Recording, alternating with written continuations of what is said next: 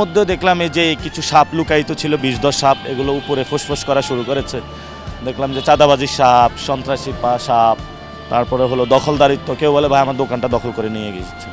এখন আমি শহীদ ওসমান হাদি ভাইয়ের হত্যাকাণ্ডে এখানে অনেক কিছু ঘুরিয়ে দেয়, মোড় ঘুরিয়ে দেয়। ওসমান হাদি আমার অনুপ্রেরণা। ওসমান হাদি ভাই যে ইনসাফের কথা বলেছেন, ইনসাফ মানুষকে টাচ করে গিয়েছে এবং মানুষ ইনসাফ কথাটা নিয়ে অনেক বেশি অ্যাটাচমেন্ট বা ফিল করতেছে।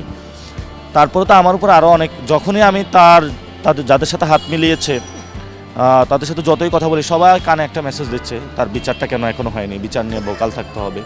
তখন আস্তে আস্তে রেসপন্সিবিলিটি বাড়তে থাকলো এবং এর মধ্যে দেখলাম এই যে কিছু সাপ লুকায়িত ছিল, ২০-১০ সাপ, এগুলো উপরে ফুসফুস করা শুরু করেছে।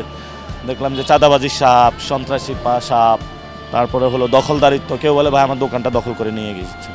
এখন আমি গুলিস্তান গেলাম, একজন ক্ষুদ্র ব্যবসায়ী, উনি বলে যে ভাই আমার থেকে টাকা নিচ্ছে ৫০-৬০ টাকা করে, আগে ১০০ টাকা করে নিত এবং আমি আমার ফ্যামিলির জন্য কিছু টাকা পাঠাবো, এটা তো আসলে অনেক কষ্ট হচ্ছে আমার জন্য। তো এটা আসলে আমার হৃদয়ে দাগ কেটেছে। তো আমাদের বাংলাদেশে তো বড় বড় ব্যবসায়ী গোষ্ঠী আছে, তারা হলো বড় বড় পলিটিক্যাল পার্টিকে টাকা দিয়ে থাকে, ফলে তো ক্ষমতা নিয়ে এসে ওদের থেকে আবার এই টাকাটা উসুল করে নেয়। কিন্তু এই যে ক্ষুদ্র ব্যবসায়ী অথবা মাঝারি ব্যবসায়ী, এই যে ব্যবসায়ী যারা রয়েছে, তাদের স্বার্থ সংশ্লিষ্ট কথা বলবে কে? সে তো প্রতিনিয়ত নির্যাতিত শিকার হচ্ছে, চাঁদাবাজির শিকার হচ্ছে, দখলদারিত্বের শিকার হচ্ছে। তারা টেন্ডারবাজের বিরুদ্ধে কথা বলার কারণে একটা লোককে ৫০ জন মিলে মারছে। মারার পর হসপিটালে আমরা নিয়ে গিয়েছিলাম। তো তার বউ আইসা বলতেছে যে আমার জামাইয়ের কী হয়েছে। আমি বলছি আপনার জামাই তো হলো যুদ্ধ শুরু করছে চাঁদাবাজদের বিরুদ্ধে। ওনাকে একটু ধমকাইলো, আপনাকে কে বলছে এগুলোর বিরুদ্ধে কথা বলার জন্য?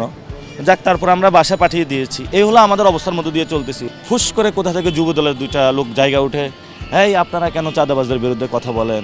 মানে ওরা তো চাঁদাবাজিটা বন্ধ হয়ে যাচ্ছে। একটু যাচ্ছি। আপনার সাহস এবং শক্তি কোন জায়গায় আসলে?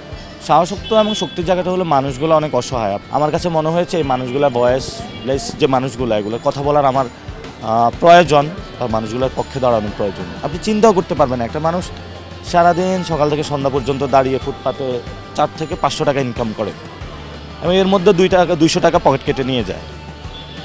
তো আপনি নিশ্চয়তা দিচ্ছেন যে চাঁদাবাজি থাকবে না আপনি নির্বাচিত হলেন? অবশ্যই থাকবে না। আমি তো কোনো চাঁদাবাজ অথবা দুর্নীতিবাজদের টাকা দিয়ে ইলেকশন করতেছি না।